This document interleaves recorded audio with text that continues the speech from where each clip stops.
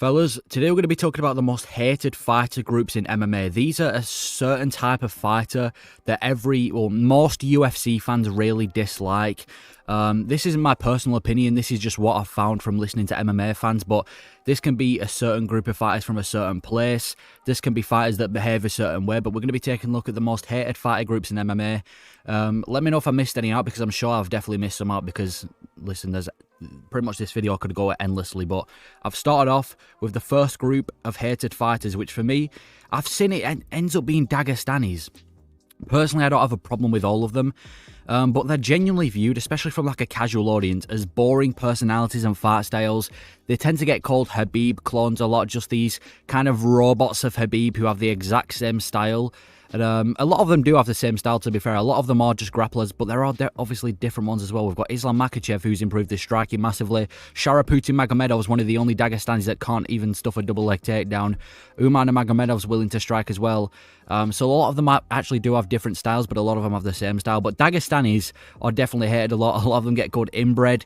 But yeah, these are definitely some of the most disliked. A lot of them are just, casual MMA fans who only know they exist because of Conor McGregor, and they're a little bit salty because McGregor lost to Habib, so now they want to insult every single Dagestani they see. And another reason is because they dominate most people's favourite fighters. Because, listen, say what you want about Dagestani fighters, and I'm not talking about the Abbas Magomedovs, but a lot of them just do tend to beat our favourite fighters. I mean, Islam Makhachev's a great example. Volkanovski and Oliveira, fan favourites. Both of them got finished by Islam. A lot of these Dagestani fighters are just coming up. Imagine Abbas Magomedov managed to beat Sean Strickland. That would have been another outrage as well.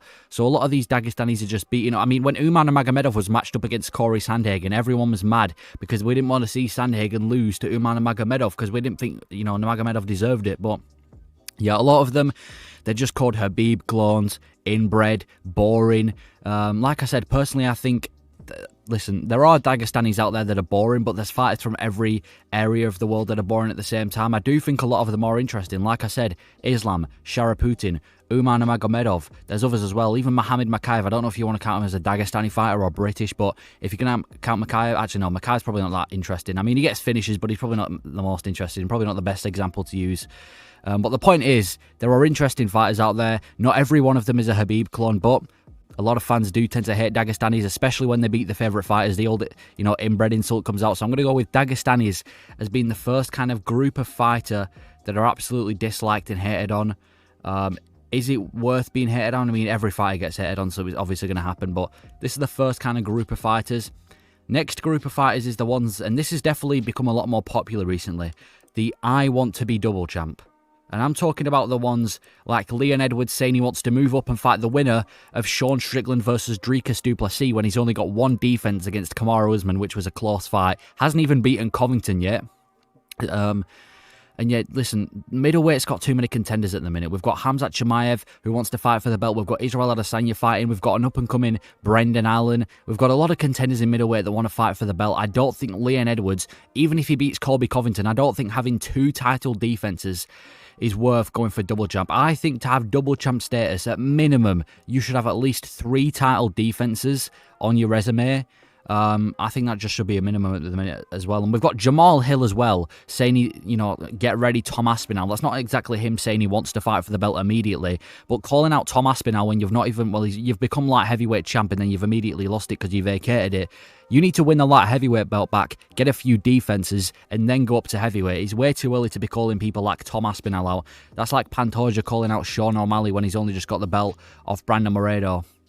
Or Sean Strickland calling out Alex Pereira. I mean, that fight's already happened, so probably not the best example. But, we've got Covington as well. I'm not sure if he's serious, but he's also saying he wants to fight the winner of Sean, or he's saying he wants to fight for the middleweight belt eventually because he thinks Sean Strickland's an easy fight. Khamzat Chimaev is another great example. Khamzat Chimaev saying he wants to fight Alex Pereira for the belt. And I'm like, Khamzat, what division do you want to stay at? Because originally it was welterweight. He wanted to fight Usman for the welterweight belt. Obviously, that was when Usman was champion. Beats Gilbert Burns. Then he misses weight against, it was supposed to be Nate Diaz. Then he moves up to middleweight, and now we're all assuming that he's going to go for the middleweight belt. He's got 1 win at middleweight. It was against a welterweight, to be honest. It was against Kamaru Usman. And now he's calling out Alex Pereira for the light heavyweight belt. Again, you don't deserve the light heavyweight shot. There's too many fighters in the way. There's Magomed Ankalaev, Johnny Walker's up and coming. Jamal Hill deserves a title shot when he comes back. There's just too many names at light heavyweight, and even then, you've not even become the champion. You've not even become a champion full stop. You need to become the middleweight champion. You need to go out there and beat... Who's the middleweight champion right now? You need to go out there and beat the winner of Sean Strickland versus Dricus du Plessis. Not even that you deserve a shot. You should have to beat Adesanya before you get a title shot. Never mind one just yet, so... Yeah, just fighters that want to become double champ when they've got no defenses. Some of them don't even have a belt to hold to call out the next champion, so... These are just a group of fighters that are genuinely disliked. Win your belt first and then go up to the next division. But people aren't the massive fan of these types of fighters. Next one, female fighters. Now, before I say this, there's a reason I don't include female fighters in my videos. I've seen a lot of people in the comment section asking me, why don't you include female fighters for your lists? Why is this? I've got two reasons. First of all, I did do a poll not long ago. Well, I say not long ago, it was about 2 months ago. I basically asked, do you want to see women MMA, in my videos? The majority of them voted no. Second of all, again, a lot of the casuals, or not even just casuals, a lot of fans in general, just don't really care for women MMA. People call it a piss break. People say it's a break from the... People say it's just... Because they're viewed so inferior to men in terms of skill, it kind of just seems like a bit of a street fight. And I'm not saying that... Listen, there are some women out there who genuinely put on amazing fights. I mean, we just had Jessica Andrade at UFC 295. Zhang Weili as well. There's obviously women out there that obviously put on interesting fights. But a lot of them do tend to be kind of boring, kind of just pinning against the cage. The striking, there's not much knockouts in women in MMA because obviously there's not much power in the women. And a lot of fans just don't really care for women MMA in general. You go to under like a YouTube comment section, even on TNT Sports, they posted the absolute banger of the fight at the women's fight that happened at UFC 295. A lot of the comments were just there like, who cares about this? It's a women's fight. Why are they posting women fights? So they do get a lot of disrespect. Personally, I'll always be interested if it's a fun women's fight, like a Zhang Weili or a title fight, or it's, if it's Amanda Nunes beating up a woman that's going to a slaughterhouse because the opponent is absolutely terrible. But in general, I wouldn't really say that obviously, I'm nowhere near as a big as fan of women MMA as I am of men's MMA, if you know what I mean, which I think everyone can agree with. But yeah, female fighters, genuinely kind of disrespected, viewed as kind of the worst version of like men fighters. But yeah, that's another kind of fighter group that people hate. And the final one I've got is inactive fighters. And not just inactive fighters that are out because of an injury or even just ones that are chilling. Inactive fighters that are always on Twitter talking about this opponent and that opponent. And I've got 4 people on screen who are great examples of this. We've got John Jones. Listen, I know we got injured. I know we got a pretty bad injury as well. So I'm not going to say him pulling out the fight with Stipe is terrible, but taking 3 years off just to move to heavyweight. And then he hasn't fought since, March this year. And he's probably not going to be fighting until summer next year. John Jones, whether it's his fault, whether he has control. I mean, a lot of the times he did have control, but he just started taking steroids, doing all these things to get him suspended from MMA. He's one of the most inactive fighters. Paulo Costa. He went from fighting multiple times a year, and I'm pretty sure he fought once in 2021, once in 2022. He hasn't fought in 2023. I know he got an elbow injury, but still, this guy's always out of the octagon as well. Conor McGregor, a big example. When is this guy going to return? Fair enough not fighting in 2020, or not 2020, fair enough not fighting for the rest of 2021 or 2022 because you were injured, but 2023, your leg was fully healed at this point. You were back in the octagon. Genuinely, what was the problem? I'll tell you the problem. It was USADA. Conor McGregor didn't want to get caught by USADA. Now the entire 2023 has gone.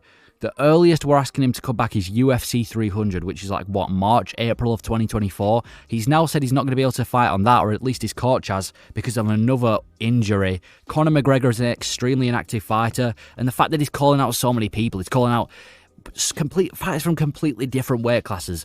Alexander Volkanovski, Islam, the current champion, no, not the current champion, but his current opponent, that's meant to be his current opponent, Michael Chandler. Back at middleweight, Sean Strickland.